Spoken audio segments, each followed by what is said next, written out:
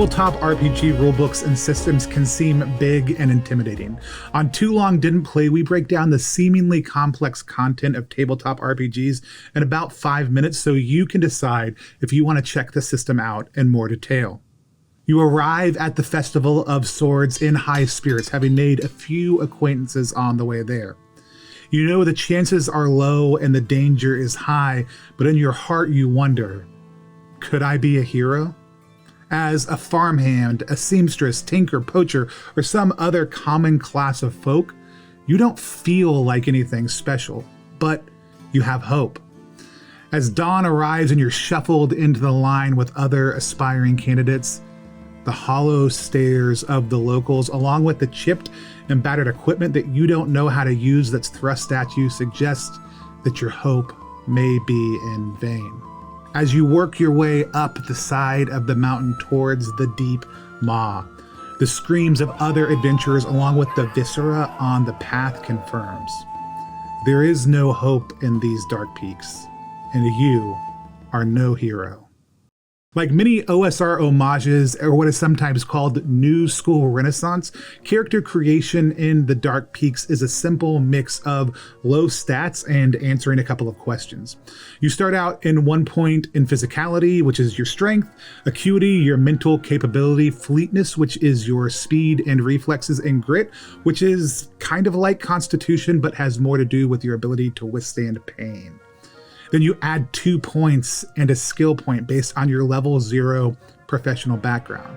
Tinkers are better at acuity and fleetness, along with being good with mechanical weapons. Shepherds have fleetness and physicality and are better with stabbed weapons. Seamstresses have their own benefits and are good at stabbing weapons. But you're weak, and you only have the gear that you start with, which is a professional tool and whatever blood-soaked items they toss at you as you line up to enter the deep maw. To finish off your character, you roll to find out their motivation and fear, which can grant you advantage or disadvantage down in the depths. Every mechanical aspect of the Dark Peaks is meant to do one thing: induce stress in the player that's then reflected in the character.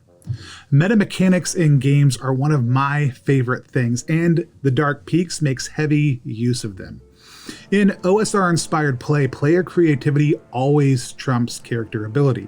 Lots of the times this just means playing smart, which the Dark Peaks demands. But unlike other systems, Dark Peaks really doubles down on this. Combat is fierce and quick. You have a limited amount of time for everyone to declare their actions, and if you don't beat the timer, you don't act that round. Everything happens at the same time in combat, and your characters are weak and squishy. The only thing that makes encounters survivable are fate dice, which you have a limited number of to start. But they can be swapped out for bad rolls, and when your character takes a hit that wounds them, your party loses its highest fate dice. No fate dice, your character dies. The only way to gain more fate dice is critical successes. To get those, you meet the next stress-inducing aspect of the game, which are called risk dice.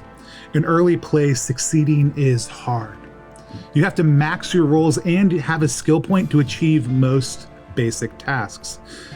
That is, unless you take a risk dice. A risk dice means you roll a second dice and add its value to your initial roll. It's also the only way you can get a critical failure, by rolling low, or a critical success, which means you earn one of those fate dice you desperately need. In Dark Peaks, the primary way your character grows in power is by going further down in the mountain. This increases the number of sides on the die you're rolling, which makes you more powerful and more able to get those critical successes, but it also cranks up how likely you are to critically fail. Starting players have a 25% chance to crit fail, but high-level players have a 45% chance. It's a constant bounce between taking risk dice to get crits, to earn fate dice, and using fate dice to avoid having to take risk dice. One of the most unique aspects of this system is the magic, which is called the art. It has to be activated by petitioning at a temple.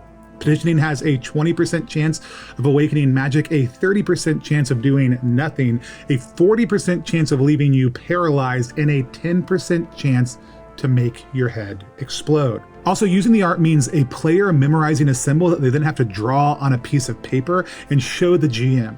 The more accurate it is, the more powerful the spell, and the spells in this system are powerful.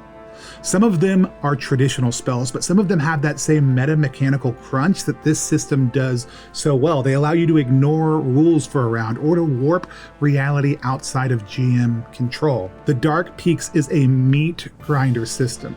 Your characters are being pushed into the mouth of a mountain that is spewing forth evil minions, and the only way to staunch the flow is through throwing hundreds of commoners at it and hope against hope that a few might become heroes. It's the freshman project from Dark Peak Publications, and it's splattered with ways to make characters and players experience the stress of tight, dark, horrifying underground spaces. Wins are scarce, and they don't give you much, but they're deeply satisfying when they happen. It's the only RPG that I've ever played where I feel like it would be a good idea to practice with my party outside of the game, which in our actual play, Kieran Matthews, the designer, told me a lot of his players actually do. If you love old school play and the lethality of systems like Dungeon Crawl Classics, I would highly recommend that you take a journey to the Dark Peaks. Thanks for watching. I'm Tony Vasinda, Chief Alchemist over at Plus One Exp, where we multi-class in tabletop game design, beard and skincare alchemy, and the Bardic College of Content Creation. If you have thoughts about the Dark Peak, or if there's a system that you want to know more about, but you just don't have the time to learn, let us know in the comments below. We're at Plus One Exp on any social media platform. And remember, if you want more content like this, tap the bell to scare off the creatures chittering just outside the flickering of your torchlight.